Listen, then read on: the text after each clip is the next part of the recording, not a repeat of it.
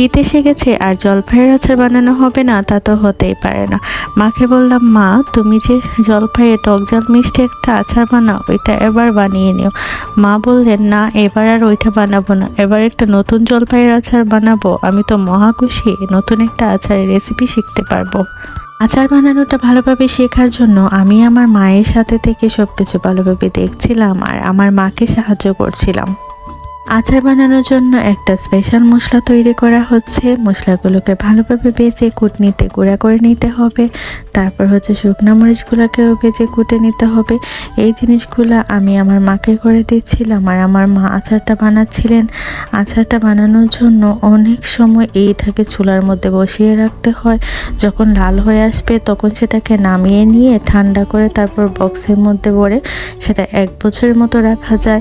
আচারটা সত্যি অনেক মজা হয়েছিল। আপনারা সবাই বানাবেন। আমার চ্যানেলটা সাবস্ক্রাইব